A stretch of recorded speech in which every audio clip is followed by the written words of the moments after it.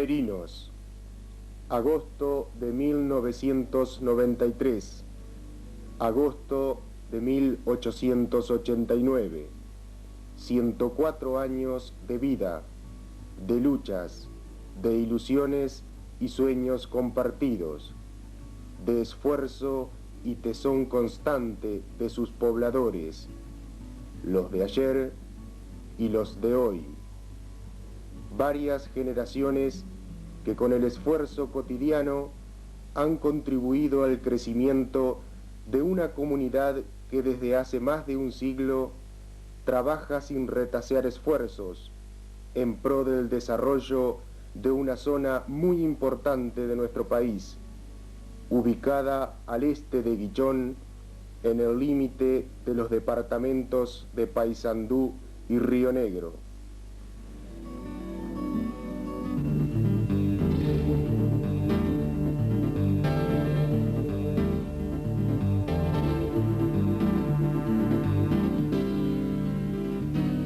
Y parece que fue ayer, cuando esos campos no habían pasado todavía a manos de particulares, sino que pertenecían al gobierno. En 95, los campos del sur, los de Río Negro, le son cedidos a la familia Rivera, al general Fructuoso Rivera. De ahí hasta 1849, en que él los vende a don Domingo Faustino Correa, el famoso comendador Correa. Después pasan por una mano de una señora Amelia Barcelos de Mascareña, y durante todo este proceso del 95 hasta el 63 no pasa ningún hecho trascendente que pueda de una forma directa o indirecta marcar un poco la justificación de por qué se estaba formando, gestando un núcleo poblado que luego sería el pueblo de Merino. Por el norte, nuestra historia arranca en 1810, cuando Vigodet cede a un portugués llamado João Quiña los campos del norte, que son los que comprenden entre la Cuchilla de Aedo y el río Queguay. De ahí hasta el año 22 no sucede nada extraordinario, entra un escribano español, Ramón Gastriz, de ahí hasta el 39 los tiene él, y tampoco sucede ningún hecho que sea digno de rescatar. Pero a partir de 1839, con la llegada de doña María Moreira Silveira de Andrade y de don Simón Silveira de Andrade, aquí sí se inicia la parte más importante de todo el proceso fundacional de Merino. Realmente se empieza a poblar la zona, estas familias de origen brasilero son muy numerosas, y en pocos años realmente se puebla toda la zona y da origen a que se vayan formando pequeños caseríos, pequeños rancheríos, en la vuelta de lo que luego sería la estación Merino y pueblo Merino. Por el lado del sur también la llegada de los ingleses, que da origen a la fundación de la estancia Lo Merino, crea también un sinnúmero de condiciones que van formando y gestando el proceso fundacional de Merino. A fines del siglo XIX, año 1884, comenzó la construcción del ferrocarril que unía Paso de los Toros con Artigas, por parte de la compañía Midland del Uruguay, época en la que ya se sabía que Merinos iba a ser estación terminal. Y se produjo un crecimiento constante de la población, no solo por los establecimientos rurales, sino también por las personas que trabajaban en el ferrocarril, quienes se empezaron a establecer en la zona.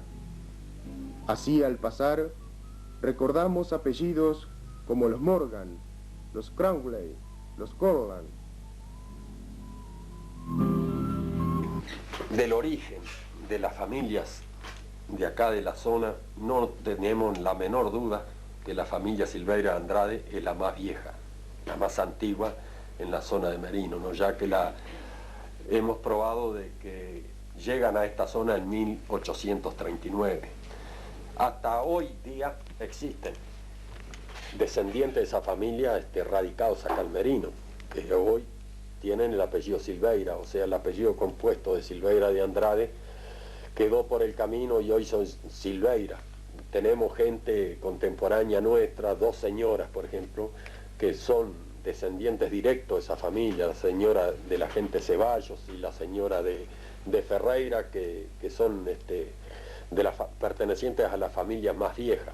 Por el lado del norte también tenemos a la familia López de Haro, que tenemos los primeros antecedentes que arrancan ya por 1870 con el primer Julián López de Haro, un uruguayo nacido accidentalmente en el puerto de Río Janeiro, o sea, en viaje hacia el Río de la Plata. Es de nacimiento brasilero, pero se cría y se establece acá en la zona de Merino.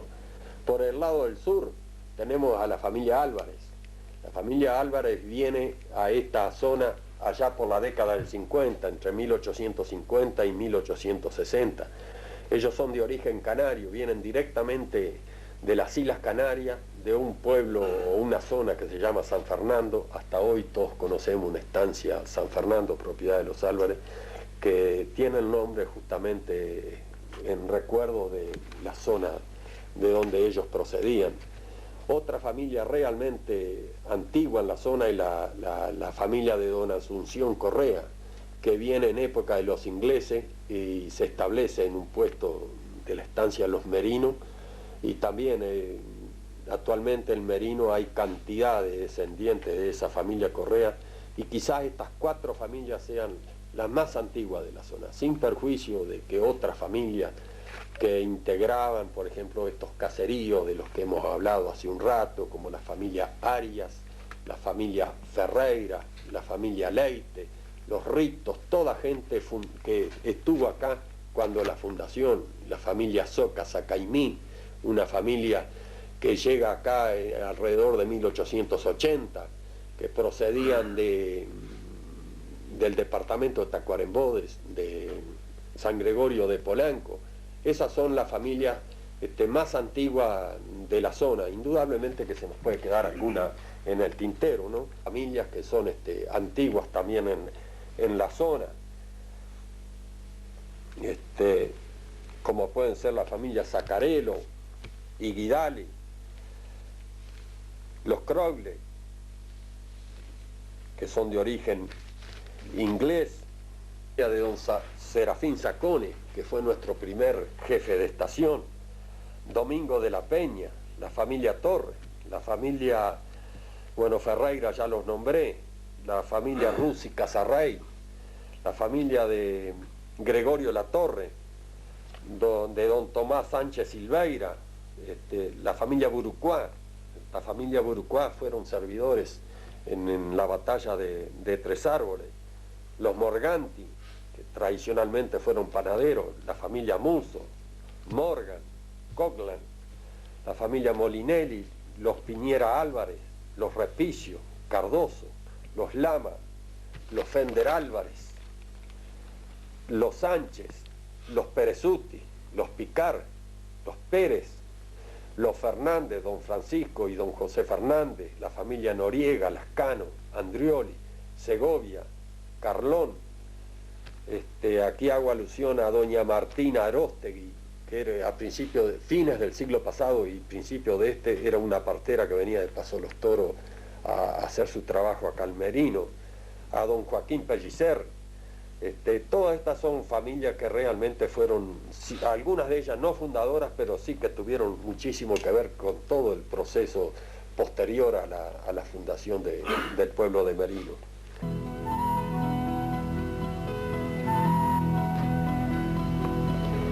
Llegamos al 15 de agosto de 1889, en que se inauguró la Estación Merinos, un día jueves, día preferido por los ingleses para este tipo de acontecimientos.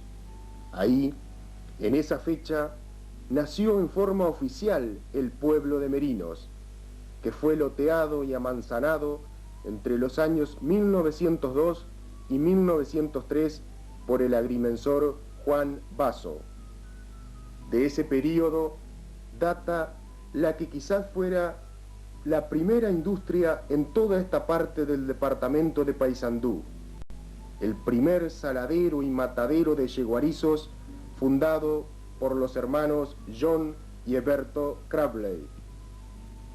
También en Merinos existió en esa época una de las más importantes cabañas de crías de merinos de América del Sur.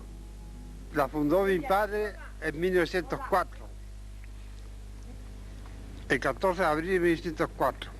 Me compró un carnero, el Orza, que estaba en La Plata. ¿A quién me dijo que le compró el Orza? De Aquilino el Orza, primo de don José, caballero aquel. Bueno, y compró 140 borregas a Free, allá en Las Flores. Bueno, y ahí empezó la cabaña, en 1904 fue. ¿Cómo era el nombre de la cabaña? Buena Estrella. La Buena Estrella. Y en aquella época de Merino, digamos, la época de las cabañas, había muchas cabañas también acá en la zona de Merino. Había. Mucha gente. ¿Qué raza es la que más se criaba acá? El Hereford. Eso en vacuno, pero Sí. en Lanares, ¿cuál se criaba más? Al Merino. El merino. En aquella época sí. Todo el mundo criaba merino. Sí, había mucho merino.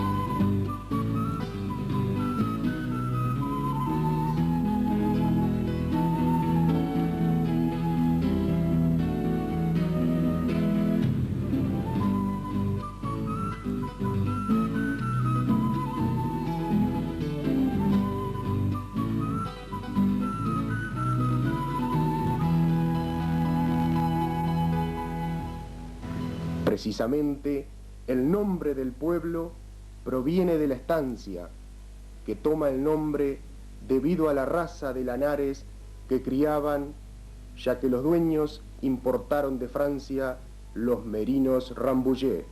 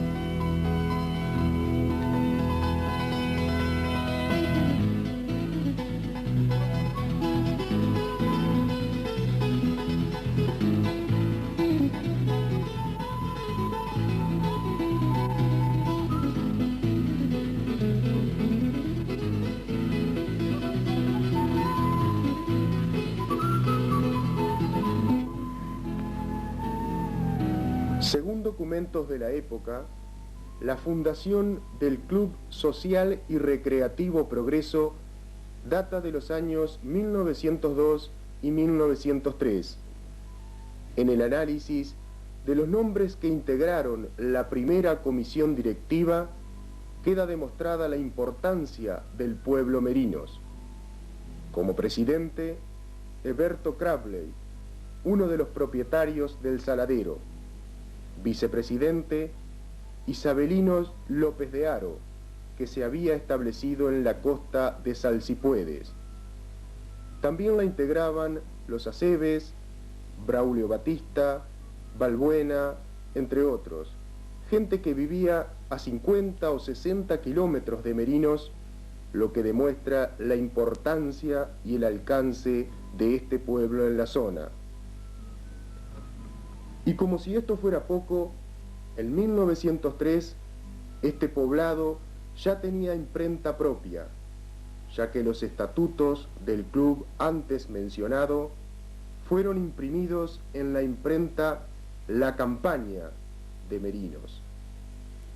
Desde el punto de vista histórico, a raíz de la batalla de Tres Árboles, la Cruz Roja hizo de Merinos uno de los puntos más importantes para auxiliar a los heridos y embarcarlos hacia Paysandú o Paso de los Toros. Transcurría el año 1918, la recordada gripe grande en nuestro país, y en Merinos, que tenía una infraestructura ya montada, con médico y farmacia, se creó un hospital de alternativa en una vivienda que aún hoy existe. Otro hecho que pauta la importancia del pueblo era la agencia de automóviles del año 1920, que llegó a vender por aquel entonces una docena de autos 0 kilómetro. Estos y otros acontecimientos que sería imposible enumerar en su totalidad, demuestran claramente la importancia que tenía en la zona este núcleo poblacional. Contaba, yo que sé, a principios del siglo con este comercio de enorme importancia, como el comercio de don Joaquín Pellicer, el comercio de don Juan Muso, que era agencia de autos Ford. Acá se importaban directamente los autos en camiones y se armaban acá en Merino, ¿no? Hasta el año 1931 se importaba directamente la agencia que actualmente de Ford, que está en Jun, pertenecía hasta el año 31, estaba establecida acá en Merino. Contaba con hoteles como el de doña Rosa Perezuti, como el hotel del Indio.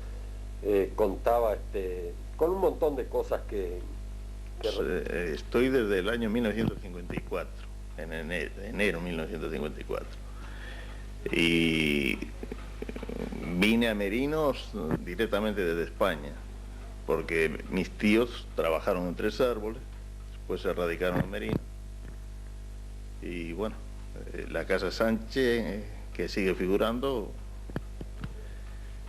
pues perteneció a Enrique Sánchez, antes era la casa de Juan Emuso. Desde 1930 figura Enrique Sánchez, en la casa de esta de comercio.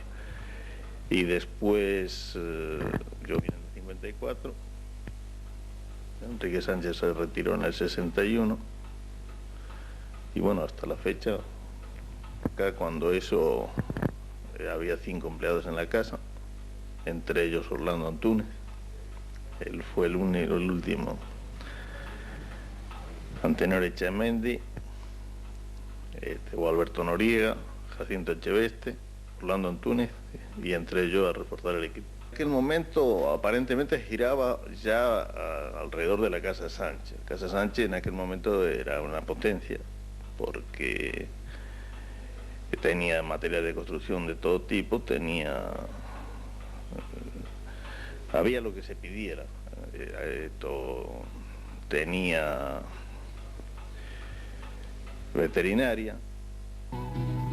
Por eso, el 15 de octubre de 1925, mediante una brillante exposición de motivos, el entonces diputado Vidart presentó por primera vez el proyecto de ley para declarar pueblo a Merinos. Desgraciadamente, ese proyecto quedó durmiendo un largo sueño en el Palacio Legislativo, sueño del que despertó el 9 de octubre de 1991, mediante gestiones del diputado Agapito Álvarez Viera, legislador oriundo de este pueblo, y que, como no podía ser de otra manera, tomó con mucho cariño la causa